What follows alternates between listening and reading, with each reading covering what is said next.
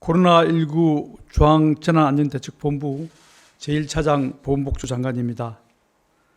정부는 오늘 국무총리 주재로 중대본 회의를 개최하여 생활치료센터 운영, 일본 입국 제한 후속 조치, 마스크 수급 안정화, 적극 행정 지원 등을 논의하였습니다. 3월 8일 0시 기준 코로나19로 격리 치료 중인 환자는 6,954명이며 130명이 완치되어 격리 해제되었고 50명이 사망하였습니다. 지금까지 발생한 확진 환자는 총 7,134명이며 이는 진단검사 총 18만 8,518건을 시행한 결과입니다. 사망한 환자분들에게는 심심한 조의와 위로의 말씀을 드립니다. 일주일 전인 3월 1일 정부는 코로나19가 전국적으로 확산될 수 있는 중요한 분수령을 맞고 있으며 대구, 경북 등 감염병 특별관리지역의 코로나19 확산을 강력하게 저지함과 동시에 피해를 최소화하기 위하여 중증도에 맞는 치료체계 재구축에 나서겠다고 발표한 바 있습니다. 이에 따라 지난 일주일간 많은 일들이 진행되었습니다. 특별관리지역인 대구, 경북 지역에 대해서는 진단검사를 하루 3,000건 이상 집중적으로 실시하였고 전국적으로도 하루 1만 7,000건까지 진단검사를 확대하여 코로나19 환자를 찾고 격리하였습니다. 특히 고위험 집단인 신천지 신도와 교육생 31만 명의 명단을 입수하여 전원을 자가격리 또는 능동감시로 관리를 하고 있으며 유증상자 중심으로 진단검사를 실시하고 있습니다. 피해를 줄이기 위한 치료체계도 본격적으로 가동되고 있습니다. 중앙방역대책본부의 새로운 지침에 따라 확진 환자는 의료진의 중증도 분류를 받고 이송되고 있습니다. 입원을 통한 의학적 치료가 필요한 10% 내외 환자는 병원에 입원하고 있으며 정부는 감염병 입원 병상을 계속 확충하여 현재까지 4,500병상을 확보하고 있습니다. 중증 환자로 지역의 상급병원 병실이 부족한 경우 국립중앙의료원 전원지원 상황실에서 타 시도의 상급병원으로 이송하고 있으며 72명의 중증 환자가 이송되어 치료받고 있습니다.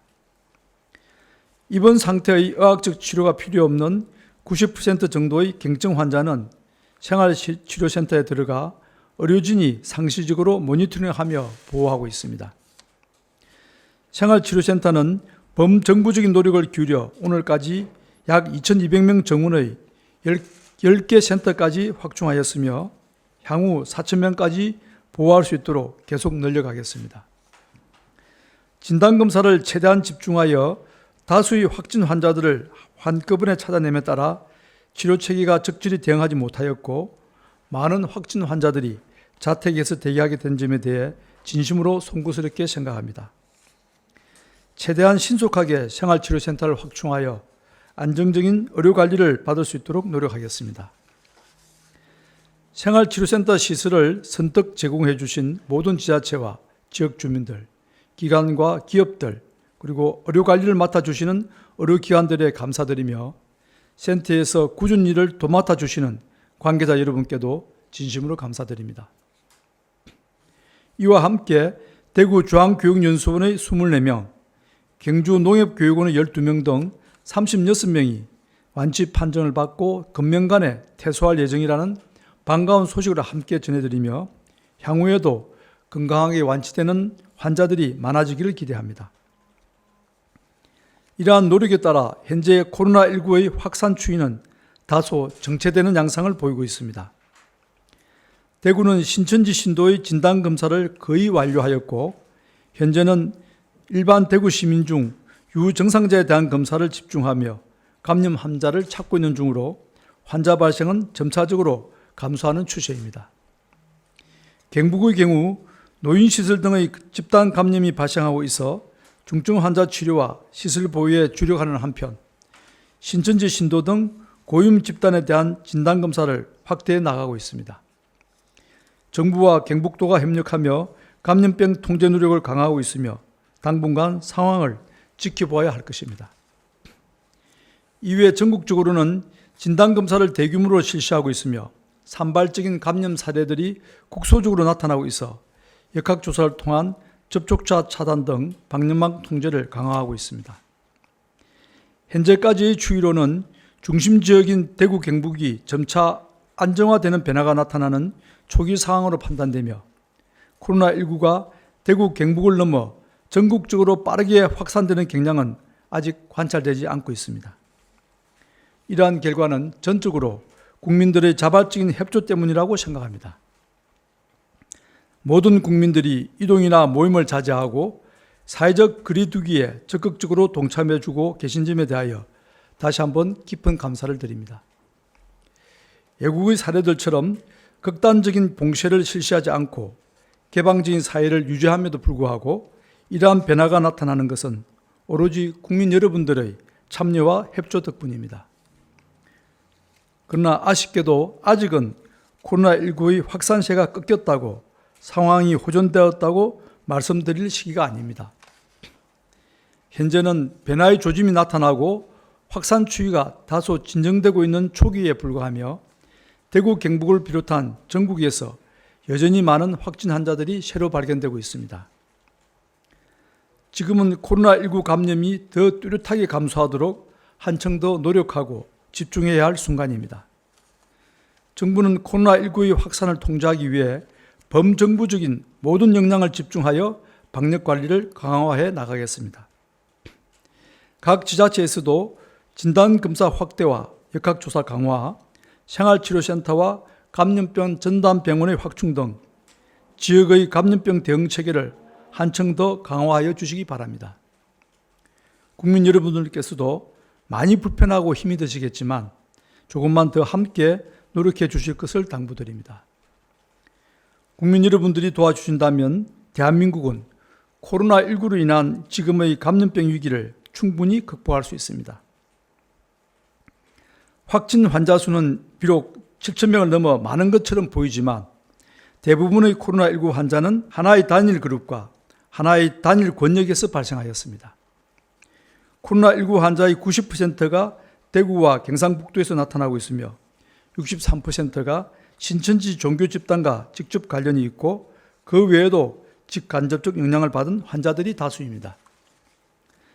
31번 환자의 발생 이전과 이후는 완전히 다른 방역적 상황으로 문제를 야기했지만 우리나라 방역 관리 체계는 이후에도 효과적으로 상황을 통제해 나가고 있습니다. 우리나라의 방역 관리 체계는 사스, 신종플루, 메르스 등을 거치며 계속 발전해 왔고 그 경험을 통해 외국과 다른 소중한 장점들을 가지게 되었습니다. 무엇보다도 우리는 투명하고 신속하게 정보를 공개합니다. 국민들에게 필요한 정보를 다양한 방법으로 투명하게 알리고자 노력하고 있습니다. 효과적인 방역 관리를 위해서는 국민의 신뢰가 무엇보다도 중요하기 때문입니다. 또한 공동체 정신을 소중하게 여기는 수많은 국민들이 코로나19 대응에 자발적으로 참여하고 있습니다. 개인위생 준수, 사회적 거리두기 등 국민들의 참여로 물리적인 봉쇄와 동일한 방역 효과를 달성할 수 있었고 국민의 삶에 피해가 큰 강제적 봉쇄를 피하고 개방적인 사회를 유지하고 있습니다. 공동체를 위하여 국가도 감염병으로 인한 검사비, 치료비 등의 부담을 개인에게 맡기지 않고 모두 부담합니다. 방역을 위한 의료기관의 손실도 국가가 보상하고 있습니다. 세 번째, 창의적인 방법을 모색하고 특히 발달된 IT 기술을 적극적으로 활용하고 있습니다. 성차 검진, 즉 드라이브 스루 방식의 검체 채취나 GPS 정보를 이용한 역학조사 등은 세계적인 모범 사례가 될 것이라 생각합니다. 이러한 노력은 개방적인 사회를 유지하면서도 효과적인 방역 성과를 달성하는 데 크게 도움이 되고 있습니다. 네 번째, 세계 그 어느 나라보다 빠르고 많은 진단검사를 실시하고 있습니다. 한국의 진단검사는 최대 1일 1만 7천 건까지 가능하며 누적 검사 건수는 19만 건에 이르고 있습니다. 의사들은 코로나19가 의심된다면 어떠한 제한 없이 검사를 실시할 수 있으며 검사비도 무료입니다. 거대한 진단검사 능력은 조기에 환자를 찾아 피해를 최소화하고 감염병을 물리치는 데 가장 중요한 수단입니다.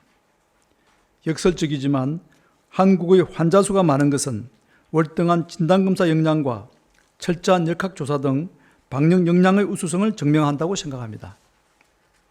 다섯째, 우수한 의료인들과 세계 최고 수준의 의료기관들이 사명감을 가지고 방역과 치료에 전념하고 있습니다. 다시 한번 현장에서 수고하고 계신 우리 의료인들과 관계자 여러분들의 노고에 진심 어린 감사를 드립니다. 마지막으로 코로나19 극복을 위해 우리 국가의 모든 역량을 결집시키고 있다는 점입니다. 방역과 의료의 주무부처인 보건복지부뿐만 아니라 대통령 이하 총리와 모든 정부 부처와 기관이 합심하여 범정부적인 역량을 집중하고 있습니다. 중앙정부와 지방정부 간에, 지방정부와 지방정부 간에도 함께 협력하며 코로나19 극복을 위한 역량을 결집시켜 나가고 있습니다. 전통적인 방역관리 체계는 물리적인 봉쇄와 격리를 중요시하지만 폐쇄성과 강제성, 경직성의 단점이 있습니다. 고도로 상호 연결된 세계화 시대를 살아가며 다원적 사회를 중시하는 민주주의 국가로서 대한민국은 기존의 방역관리 체계의 한계를 넘어 개방성과 참여에 입각한 새로운 방역관리 모델을 만들고 있습니다. 특히 코로나19는 감기와 비슷한 증상이 시작하여 초기부터 감염력이 높고 확산 속도가 빠릅니다. 이런 특성 때문에 환자의 물리적 봉쇄와 격리를 중요시하는 전통적인 방역관리 체계는 효과적이지 않습니다. 전통적인 방식은 코로나19의 최초 유입 시기만 늦출 뿐 이후에는 오히려 확산을 막기 어렵습니다. 투명하고 열린 사회를 지향하는 가운데 국민의 자율적 참여와 창의적인 첨단 기술이 잘 조화된 대응만이 더 효과적이며 유일한 대안이 될 것입니다. 지금 우리는 힘든 시기를 견디고 있지만 이를 잘 극복한다면 우리나라의 대응이 다른 나라의 모범 사례이자 세계적인 표준이 될 수 있을 것입니다. 지금까지 국민 여러분들과 의료인들께서 보여주신 헌신과 협력에 진심으로 감사드립니다. 특히 코로나19의 진료에 여념이 없으신 의료인들에게는 다시 한번 깊은 감사를 드리며 정부는 의료인들에 대한 지원을 아끼지 않겠습니다. 대구 경북의 수많은 기부 행렬과 응원을 아끼지 않은 국민 여러분께도 깊이 감사드립니다. 국민들께서는 조금 더 불편을 참아주시고 코로나19 극복을 위한 노력에 동참해 주실 것을 부탁드립니다.